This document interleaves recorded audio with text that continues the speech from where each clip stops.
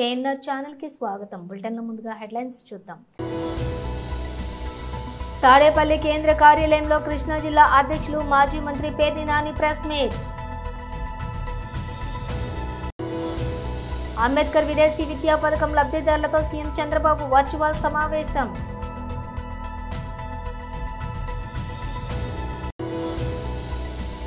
ఇల్లందుకుంట శ్రీ సీతారామచంద్ర స్వామి వారి చంద్ర రథోత్సవంలో పాల్గొన్న ఈటెల రాజేందర్.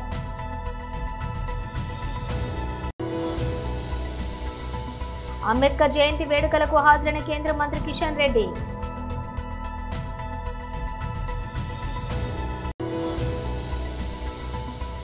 తెలంగాణ భవన్లో బీఆర్ఎస్ నాయకుల ప్రెస్ మీట్.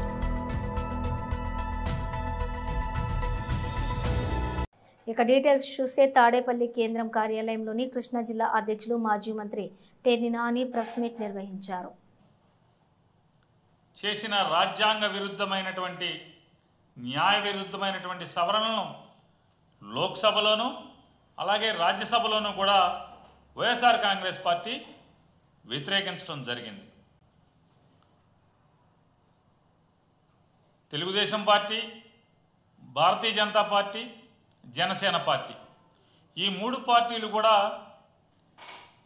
ఎప్పుడైతే మేము వక్ఫ్ చట్టాన్ని సవరణ చట్టానికి వైఎస్ఆర్ కాంగ్రెస్ పార్టీ వ్యతిరేకిస్తుంది అని చెప్పంగానే సాక్షి ఆఫీసులన్నీ కూడా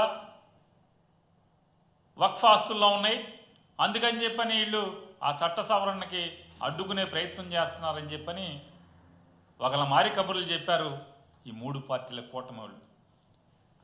వెంటనే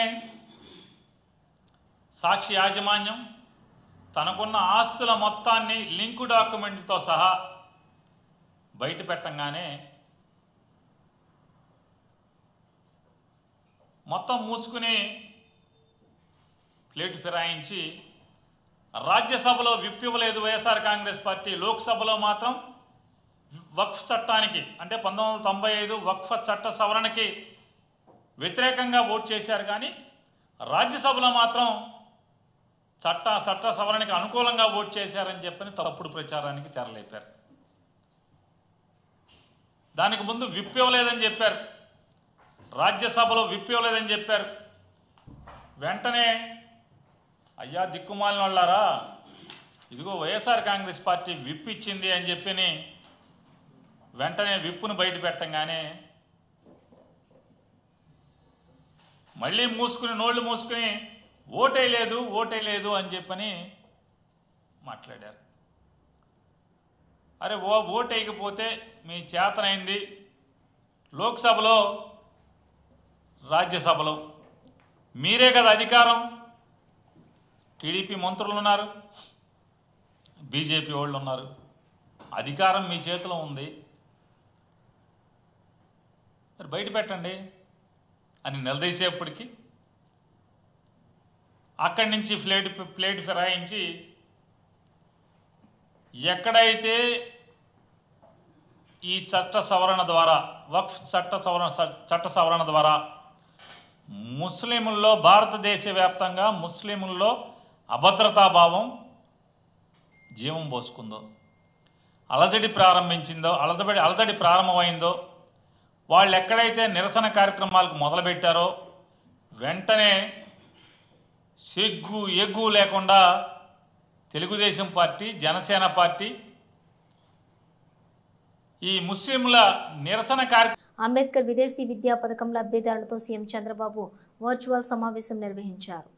డాక్టర్ అంబేద్కర్ ఓవర్సీస్ విద్యా నిధి స్కాలర్షిప్ని ప్రభుత్వం ఇచ్చింది సార్. ఆ ఇచ్చిన స్కాలర్షిప్ని వారు పొంది ఇప్పుడు జీవితంలో ఎంతో ఎత్తు ఎదిగి ఈరోజు మనతో మాట్లాడాలనుకున్న వారు ఇద్దరు కూడా, ఒకరు ఆస్ట్రేలియాలో ఉన్నారు సార్ మాస్టర్స్ చేసి, అలాగే ఒకరు కెనడాలో ఉన్నారు సార్. వీరిద్దరు కూడా ప్రపంచంలో వారికి ఇష్టమైన యూనివర్సిటీలో మనం ఇచ్చిన సపోర్ట్ ద్వారా వారు ఈ కోర్స్ పర్సూ చేసి ఇప్పుడు అక్కడ ఉన్నారు సార్. మీరు మీ పర్మిషన్తో వారు మాట్లాడతారు సార్. హాయ్ సార్, నమస్కారం sir. Hope you are doing well. Hi sir. How are you? I'm good sir. My name is Anil Perikala. తెలుగులో మాట్లాడు, అందరూ ఇక్కడ ఉన్నారు మీ ఊరాళ్ళు. మీ ఊరు పక్క వాళ్ళందరూ తెలుగు మాట్లాడండి. Thank you sir. నమస్కారం సార్. నా నమస్కారం పేరు అమ్మా. అనిల్. ఓకే అమ్మా, ఏంటి నీ హిస్టరీ ఏంటి?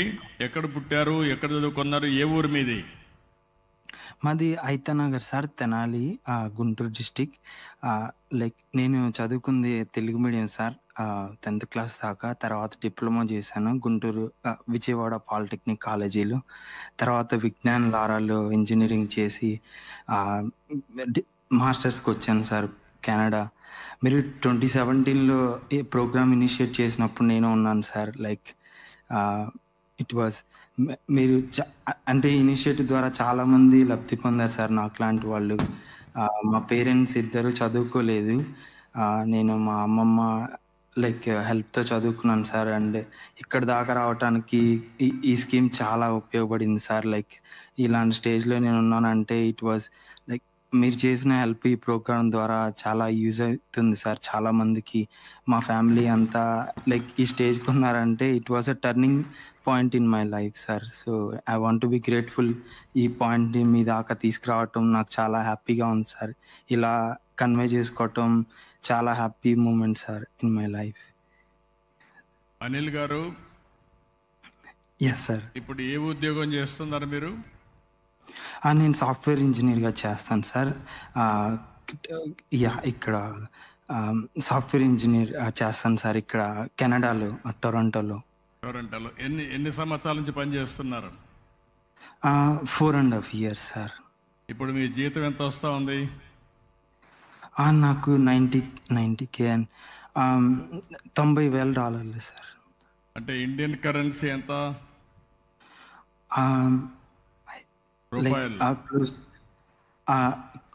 క్లోజ్ టు 60 lakhs, 50 నుంచి 60 లక్షలు. ఇల్లందుకుంట శ్రీ సీతారామచంద్ర స్వామివారి చంద్ర రథోత్సవంలో పాల్గొన్న ఈటెల రాజేందర్.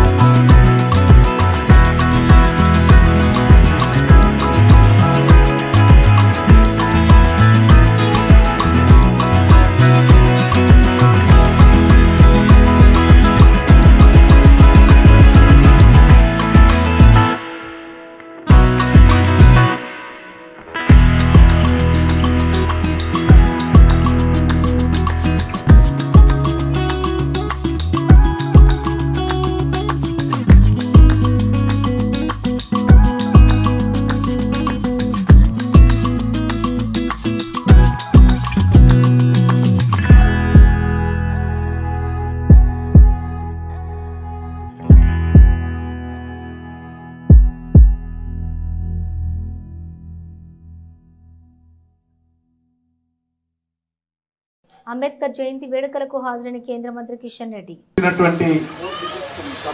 ఇతర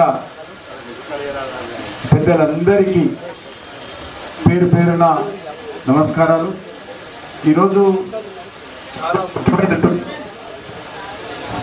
మన భారతదేశం స్వాతంత్రం వచ్చిన తర్వాత మన దేశం ఎట్లా ఉండాలి, మన దేశం ఎట్లా అభివృద్ధి చేసుకోవాలి, మన దేశము ఏ చట్టం ఆధారంగా ముందుకెళ్ళాలి, ఈ దేశంలో ఉన్నటువంటి పేద ప్రజలకు ఏ రకంగా రక్షణ కల్పించాలి, చట్టసభలు ఏ రకంగా ఉండాలి, మహిళల హక్కులు ఏ రకంగా కాపాడాలి, దళితుల హక్కులు ఏ రకంగా కాపాడాలి, పేదల హక్కులు ఏ రకంగా కాపాడాలి అనేటువంటి అన్ని విషయాలను కూడా చర్చించి అందరితో సంప్రదించి ఒక అద్భుతమైనటువంటి కాన్స్టిట్యూషన్, సంవిధానం, రాజ్యాంగం మనకు అందించినటువంటి డాక్టర్ బాబాసాహెబ్ అంబేద్కర్ యొక్క జయంతి రోజు జన్మదినం. మన భారతదేశంలో ఎవరివైనా అత్యధికమైనటువంటి విగ్రహాలు ఊరూరా బస్తీ బస్తీ ఉన్నాయంటే అది డాక్టర్ బాబాసాహెబ్ అంబేద్కర్ విగ్రహాలే ఈ దేశంలో అత్యధికమైనటువంటి విగ్రహాలు. అన్ని వర్గాల ప్రజలు, దళితులే కాదు అన్ని వర్గాల ప్రజలు కూడా డాక్టర్ బాబాసాహెబ్ అంబేద్కర్ను గౌరవించి ఆయనతో స్ఫూర్తి తీసుకొని ఆయన చూపించినటువంటి బాటలో ప్రయాణం చేసేటువంటి గొప్ప నాయకుడు ఈరోజు డాక్టర్ బాబాసాహెబ్ అంబేద్కర్. ఆయన జన్మదిన సందర్భంగా ఈరోజు మన బస్తీలో బాబు జగ్జీవన్ రామ్, అదేవిధంగా డాక్టర్ బాబాసాహెబ్ అంబేద్కర్ ఈ ఇద్దరు విగ్రహాలను కూడా మనము బండారు వైష్ణవ్ ఫౌండేషన్ ఆధ్వర్యంలో ఈరోజు దత్తాత్రేయ గారి ఆశీస్సులతో విజయలక్ష్మి గారు ఈ బస్తీలో ఏర్పాటు చేయడం జరిగింది. మనకందరికీ తెలుసు ఈ ఇద్దరు నాయకులు కూడా జగ్జీవన్ రామ్ గారు కానీ డాక్టర్ బాబాసాహెబ్ అంబేద్కర్ కానీ ఒక దళిత సామాజిక వర్గాన్ని నుంచి వచ్చి దేశానికి. తెలంగాణ భవన్లో బీఆర్ఎస్ నాయకులు ప్రెస్ మీట్ నిర్వహించారు. కూలీలకు డబ్బులు ఇస్తామన్నారు, ఎక్కడ పోయింది?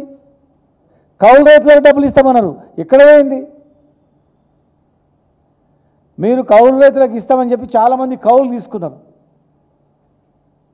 అటు కౌలు రైతు ఇలా ఎండిపోయిన ఈ పంటకు ఎట్లా కట్టాలా? నిన్న పోయినాం, మల్లారెడ్డి అనే ఒక రైతు కళ్ళకు నీళ్ళు పెట్టుకున్నాడు. ఆయన కొడంగల్లో కళ్ళకు నీళ్ళు పెట్టుకొని ఏడ్చిండు. ఆయన నేను కౌలు తీసుకున్నా, నా పరిస్థితి ఏందని. ఓపులాయపల్లి దగ్గర పంట పండించిండు కౌలు రైతు, మొత్తం కొట్టుకపోయింది, ఏడుస్తున్నాడు. నేనేం చేయాలి? కౌలు రైతు నేను, నా పరిస్థితి ఏందని. మీరు ఇచ్చిన హామీలకు రాష్ట్రంలో రైతాంగం మొత్తం కూడా దివాలా తీసింది, రోడ్ల మీదకి వచ్చిర్రు. 2014 కన్నా ముందు ఏం పరిస్థితి వచ్చిందో మళ్ళీ ఆడికి వచ్చింది అంతే. మళ్ళీ కరెంటుకు ఎదురు చూడాలి, ఇలా బుగ్గ వేసి ఎప్పుడు వస్తుందో కరెంట్ అని బయటకు వచ్చి ఇట్లా పైకి చూడాలా, మేఘాలు వచ్చినాయా ఏంది, వర్షం వస్తుందా రాదా అని. ఇవాళ పరిస్థితి అత్యంత దారుణంగా ఉంది. వీళ్ళు ఇచ్చినటువంటివి హామీలు, ఏ ఒక్క హామీ రైతులకు ఇచ్చే ఒక్క హామీ, కౌలు రైతులకు రైతు బంధు ఇస్తాన్నారు, అది పోయింది. రైతు కూలీలకు ఇస్తామన్నారు, అది పోయింది. పంట బీమా అన్నారు, అది పోయింది. ఎన్నో చెప్పారు. రుణమాఫీ అన్నారు, మొత్తం అది గాలికి వదిలిపెట్టారు, సగం కూడా కాలేదు. రైతు కూలీలకు, భూమి లేని రైతులకు కూడా రైతు బీమా అన్నారు, అది పోయింది. ఇలా భూభారతి వచ్చింది. మరి భూభారతిలో మీరు 6వ అంశంలో పోడు భూములకు, రైతులకు, అసైన్డ్ భూముల లబ్ధిదారులకు క్రయ విక్రయాల్లో అన్ని యజమాని హక్కులు కలిగిస్తామన్నారు. మరి భూభారతిలో ఎందుకు లేదు? భూభారతిలో మీరు ఆ చట్టం ప్రకారం కలిగిస్తాను, మీ చేతులు ₹1 ఖర్చు కానటువంటి అంశం, అది ₹1 ఖర్చు కానటువంటి అంశం. దేశ ప్రజలకు ముఖ్యంగా రైతులకు భారత వాతావరణ విభాగం ఊరటనిచ్చే వార్తను అందించింది. ఈ ఏడాది నైరుతి రుతుపవనాల సీజన్ దేశవ్యాప్తంగా సాధారణం కంటే అధిక వర్షపాతం నమోదవుతుందని అంచనా వేసింది. ఈ మేరకు తన దీర్ఘకాలిక అంచనా వివరాలు వెల్లడించింది. దీర్ఘకాలిక సగటు 87 సెంటీమీటర్లతో పోలిస్తే ఈసారి 105% వర్షపాతం నమోదయ్యే అవకాశం ఉందని ఐఎండీ తెలిపింది. ఈ అంచనాలు 5% హెచ్చుతగ్గులు ఉండే అవకాశం ఉందని పేర్కొంది. జూన్ నుంచి సెప్టెంబర్ వరకు కొనసాగే ఈ రుతుపవనాల సీజన్కు సంబంధించిన వివరాలను భూ విజ్ఞాన శాస్త్ర మంత్రిత్వ శాఖ కార్యదర్శి ఎం రవిచంద్రన్ ఈరోజు ఢిల్లీలో జరిగిన మీడియా సమావేశంలో వెల్లడించారు. సాధారణంగా 105% నుంచి 110% మధ్య వర్షపాతాన్ని సాధారణం కంటే ఎక్కువగా ఐఎండీ వర్గీకరిస్తుంది. అనుకూల వాతావరణ పరిస్థితులు ఈ అంచనాకు దోహదం చేస్తున్నాయని ఐఎండీ వివరించింది. రుతుపవనాల సీజన్ అంతటా El Nino, southern oscillation, Indian Ocean dipole వంటి కీలక వాతావరణ వ్యవస్థలు తటస్థంగా కొనసాగే అవకాశం ఉందని పేర్కొంది. అలాగే 2025 ప్రారంభ నెలలో ఉత్తరార్ధగోళం, యురేషియా ప్రాంతాల్లో మంచు తక్కువగా కప్పబడి ఉండటం కూడా రుతుపవనాల క్రియాశీలతను పెంచే మరో ముఖ్యమైన అంశమని తెలిపింది. సాధారణం కంటే ఎక్కువ వర్షపాతం నమోదవుతుందన్న ఈ అంచనా దేశ వ్యవసాయ రంగానికి, ముఖ్యంగా ఖరీఫ్ పంటల ఉత్పత్తికి గణనీయమైన మేలు చేస్తుందని భావిస్తున్నారు. ఇటీవల కాలంలో నీటి మట్టాలు తగ్గిన జలాశయాలు తిరిగి పుంజుకునేందుకు ఇది ఒక దోహదపడుతుందని, సమృద్ధిగా కురిసే వర్షాలు ద్రవ్యోల్బణం తగ్గించడంలో కూడా కీలక పాత్ర పోషిస్తాయని నిపుణులు అభిప్రాయపడుతున్నారు. వరుసగా 10వ సంవత్సరం కూడా సాధారణంగా లేదా అంతకంటే ఎక్కువగా వర్షపాతం నమోదవడం గమనార్హం. ఇది దేశ వాతావరణంలోనే కొంత స్థిరత్వాన్ని సూచిస్తోందని అధికారులు తెలిపారు. అయితే దేశంలోని చాలా ప్రాంతాలు విస్తారంగా వర్షాలు కురిసే అవకాశం ఉన్నప్పటికీ లడఖ్, తమిళనాడు, ఈశాన్య రాష్ట్రాల్లోని కొన్ని ప్రాంతాల్లో మాత్రం సాధారణం కంటే తక్కువ వర్షపాతం నమోదయ్యే అవకాశం ఉందని ఐఎండీ స్పష్టం చేసింది. మొత్తం మీద ఐఎండీ తాజా అంచనాలు దేశ ఆర్థిక వ్యవస్థకు, ముఖ్యంగా రుతుపవనాలపై ఆధారపడిన గ్రామీణ ప్రాంతాల అభివృద్ధికి సానుకూల సంకేతాలని చెప్పవచ్చు. కామారెడ్డి జిల్లా బిక్కనూరు మండల కేంద్రంలోని 18 గ్రామాల పాస్టర్స్, అన్ని గ్రామాల సంఘ సభ్యులు పాస్టర్ ప్రవీణ్ పగడాల శాంతి ర్యాలీ నిర్వహించడం జరిగింది. రోమా 10:15 ఉత్తమమైన వాటిని గూర్చిన సువార్త ప్రకటించే వారి పాదములు ఎంతో సుందరమైనవి అని వ్రాయబడి ఉన్నది.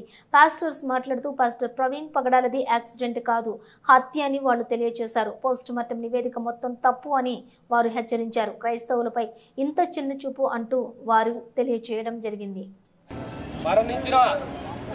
మేము ఇంకా శాంతియుతంగా ఉన్నాం కనుక దేవుడు ఆయన ఆత్మను శాంతించాలని, ఈ వేరే ఇప్పుడు గవర్నమెంట్లో కానీ ఏదో రకంగా చేసినా, ఆయనను మర్డర్ చేసినా, మేము ఏది చేసినా ఇంకా శాంతియుతంగానే క్రిస్టియను అందరం ఐకమత్యంలో ఉండి ఇంకా మేము క్షమిస్తూ, ఇంకా ఎన్నో క్రైస్తవులు భూమిలో తొక్కనీకి వేరే అగ్ర కులాలు కూడా మాకు అన్యాయం చేస్తుంది కనుక మమ్మల్ని గవర్నమెంట్ వాళ్ళు గుర్తించి మాకు కూడా ఏదైనా సదుపాయాలు కానీ మాకు హక్కులు కూడా కల్పించాలని కోరుకుంటూ మేమందరం కూడా న్యాయం చేయాలని కోరుకుంటున్నాం.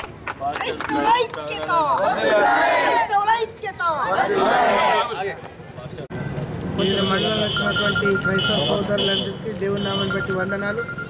ముఖ్యంగా ప్రవీణ్ పగడాల హత్య కోసం ఈ దినం మండల వైజ్గా మరి శాంతి ర్యాలీ నిర్వహించడం జరిగింది. శాంతి ర్యాలీలో పాల్గొన్నటువంటి మిత్రులందరికీ కూడా నిజంగా దేవుని నామాన్ని బట్టి వందనాలు చెల్లిస్తున్నాం. మనం ఒకవేళ ఐక్యత చూపకపోతే ఇలాంటి సంఘటనలు ఇంకా చాలా పునరావృతమయ్యే అవకాశాలు చాలా ఉన్నాయి. ఏంటంటే మనం బోధించేది మతం కాదు, మార్గం మాత్రమే. వారికి సరిగ్గా అర్థం కాక దీని విషయంలో చాలా తప్పుగా వాళ్ళు ఆలోచన చేస్తున్నారు. మనమైతే ఏ మతాన్ని కానీ కించపరచడం కానీ, లేకపోతే ఏ మతాన్ని మనం వాళ్ళ మనోభావాలు కానీ కించపరచకూడదు. కాబట్టి దయచేసి మనం కూడా మనకు ఇప్పుడు ఈ దినాన బీజేపీ గవర్నమెంట్ అనుకో, ఇంకా ఎవరైనా మనకు వ్యతిరేక శక్తులు మన దళితులను మనపైన దాడి చేయడానికి వాళ్ళను ప్రోత్సహిస్తున్నారు. దీని విషయంలో మనం జాగ్రత్తగా మనం ఆలోచన చేయాలి. మనం ముఖ్యంగా ఏంటంటే ఉన్నటువంటి వ్యక్తుల్లో మనం ఐక్యత ఉండాలి. ఇలా ఆయనకు జరిగింది, నాకేమొచ్చిందిలే, నాకైతే జరగలేదు కదా అనుకుంటే రేపు తప్పకుండా మన పైన జరిగే అవకాశాలు ఉన్నాయి. కాబట్టి మనం ఐక్యతలో లోపం జరగద్దు. మరియు ఇంకోటి ఏంటంటే ప్రవీణ్ పగడాలది 100% హత్యనే. తప్పకుండా మనుషులంగా ఈ కోర్టులో ఒకవేళ తీసేసిన తప్పకుండా దేవుడు తప్పకుండా వారిని శిక్షిస్తాడు. కాబట్టి ఆ నిరీక్షణ కలిగి మనం ఉండాలి. మనం ఏ చేసినా శాంతియుతంగా వెళ్ళాలి. మనము ఎవరికి వ్యతిరేకం కాదు. మనం దేవుడు చూపినటువంటి ప్రేమను కూడా మనం ఇతరులకు చూపెట్టాలి. కాబట్టి దయచేసి ఈ విషయంలో ఇంకా రానున్న దినాల్లో తప్పకుండా ఇంకా అనేకమైన దాడులు జరిగే అవకాశాలు ఉన్నాయి. కాబట్టి మనం ఎక్కడ దాడులు జరిగినా మనం అందరం ఐక్యతతో ముందుకొచ్చి మనం అందరం కూడా ముందుకు వెళ్ళాలి. మనం కాపాడుకోవాలి. మన దేవుడు చూపినటువంటి మార్గాన్ని చూపెట్టాలి. ఇంకోటి ఏంటంటే మనం ముఖ్యంగా నాకు తెలిసినటువంటి విషయం ఏంటంటే మనలో ఎంతమంది అయితే కొంతమంది మన కులాల్లో దళితులు ఉన్నారు. వారిని పెద్ద వారికి పోస్టులు ఇచ్చి వారికి మంచి నాయకులుగా తయారు చేసి మనకు ఉసుగొల్పే అవకాశాలు 99% ఉన్నాయి. కాబట్టి మనం ఒకవైపు క్రైస్తవ వైపు, రెండోది అంబేద్కరిజం వైపు వారిని తప్పకుండా తీసుకెళ్ళాలి. కాబట్టి ఈ విషయంలో సహకరించినటువంటి పెద్దలందరికీ కూడా ధన్యవాదాలు తెలియజేస్తూ, ముఖ్యంగా మరి ఇచ్చేసినటువంటి మీడియా వారికి కూడా ధన్యవాదాలు తెలియజేస్తూ మరి ముగిస్తున్నాను. వేసవి కాలంలో దొంగతనాలు జరగకుండా కోవూరు పట్టణ మరియు మండల ప్రజలు ఈ క్రింది జాగ్రత్తలు మరియు సూచనలు పాటించి పోలీసు వారికి సహకరించవలసిందిగా తెలియజేయటం అయినది. మీ ఇల్లు మీరు లేని సమయంలో దొంగల బారిన పడకుండా కాపాడుటకు పోలీసు వారిచే LHMS అనే సిస్టమ్ను ఏర్పాటు చేశారు. దానిని పోలీసు వారు నెల్లూరు పట్టణం నుంచి కోవూరుకు విస్తరింపచేశారు. దీనిని పట్టణ ప్రజలు ఉపయోగించుకోవలసిందిగా ప్రార్థన. దీనికి మీరు చేయవలసింది కేవలం మీ మొబైల్ ఫోన్లోని LHMS అనే యాప్ను డౌన్లోడ్ చేసుకోవాలి. పోలీసు వారి సూచనలు పత్రికాముఖంగా తెలియజేస్తున్నాం. వేసవి కాలంలో ఇళ్లలో దొంగతనాలు తరచుగా జరుగుతూ ఉన్నాయి. ప్రజలందరినీ కూడా గత డిసెంబర్ నెల నుండి కూడా అప్రమత్తం చేస్తూ ఉన్నాం. క్రిస్మస్, జనవరి 1 సంక్రాంతి వచ్చినప్పుడు కూడా అందరికీ పత్రికాముఖంగా విజ్ఞప్తి చేశాం. మీ ఇళ్ల నుంచి దూరంగా వెళ్లేటప్పుడు పోలీసు శాఖ ఉచితంగా ఏర్పాటు చేసినటువంటి LHMS locked house monitoring system అంటే మీరు ఇంటికి తాళం వేసి దూరంగా కొద్ది రోజులు వెళుతున్నట్లయితే పోలీసు వారికి ముందుగా సమాచారం ఇస్తే మీ ఇంటి మీద నిఘా ఏర్పాటు చేయడం జరుగుతుంది. ఫిజికల్గా, టెక్నికల్గా మీ ఇంట్లోనే సీసీ కెమెరాలు మేము ఏర్పాటు చేసి వాటిని 24/7 మా కంట్రోల్ రూమ్ ద్వారా నిఘా పెట్టి పరిశీలించడం జరుగుతుంది. తద్వారా మీరు భరోసాతో మనశ్శాంతిగా వేరే ఊరెళ్ళినా మీ వస్తువులన్నీ కూడా ఎట్లాంటి దొంగతనానికి గురి కాబడవు. దయచేసి ఈ సౌకర్యం ఉచితం. పూర్తిగా ప్రజలందరూ కూడా దీనిని వినియోగించుకోమని మరొకసారి పత్రికాముఖంగా మీ అందరినీ రిక్వెస్ట్ చేస్తా ఉన్నాం. మేము ఎన్నిసార్లు చెప్పినప్పటికి కూడా కొంతమంది మరి తగిన జాగ్రత్తలు తీసుకోకుండా ఇంట్లోనే విలువైన వస్తువులు ఉంచి బయటికి వెళ్ళినప్పుడు ఈ గత కొంతకాలంలో 3 దొంగతనాలు కోవూరు పరిధిలో జరిగాయి. వాటిల్లో ఇతర రాష్ట్రాల నుంచి వచ్చినటువంటి దొంగతనం చేసినట్టుగా ఒక కేసులో మాకు ఆధారాలు లభ్యమైనాయి. వాళ్ళని పట్టుకోవడానికి కూడా ఒక టీం ఏర్పాటు చేస్తున్నాం మేము. ఈ సందర్భంగా మేము తెలియజేసేది ఏంటంటే మీరు ఇంట్లో నుంచి సెలవులకు కానీ ఏదైనా అత్యవసర పనుల మీద కానీ వెళ్లేప్పుడు విలువైన బంగారు వస్తువులు, డబ్బులు లాంటివి మీకు లాకర్ సౌకర్యం ఉంటే బ్యాంక్ లాకర్లలో దాచుకోండి. లేదంటే మీకు నమ్మకమైనటువంటి సొంత కుటుంబ సభ్యులు, బంధువుల ఇళ్లలో దాచుకోండి. మీ వెంట తీసుకుపోండి. ఇవన్నీ వీలుగాని పక్షంలో పోలీస్ శాఖ ఉచితంగా ఇచ్చేటువంటి LHMS సౌకర్యాన్ని ఉపయోగించుకోండి.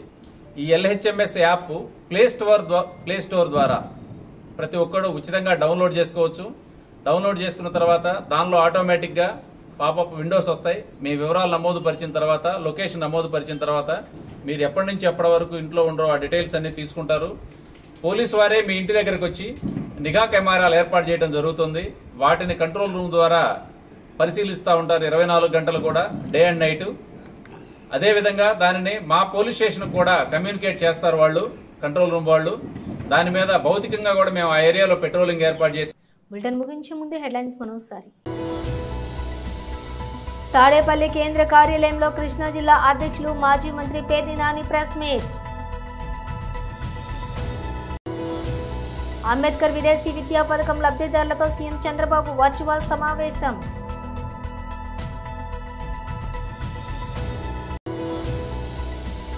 ఇల్లందుకుంట శ్రీ సీతారామచంద్ర స్వామి వారి చంద్ర రథోత్సవంలో పాల్గొన్న ఈటెల రాజేందర్.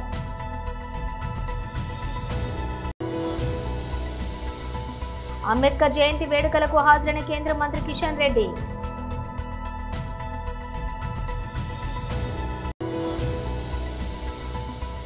తెలంగాణ భవన్లో బీఆర్ఎస్ నాయకుల ప్రెస్ మీట్. ఇవి బులెటిన్ విశేషాలు. మరో బులెటిన్తో మళ్ళీ కలుద్దాం.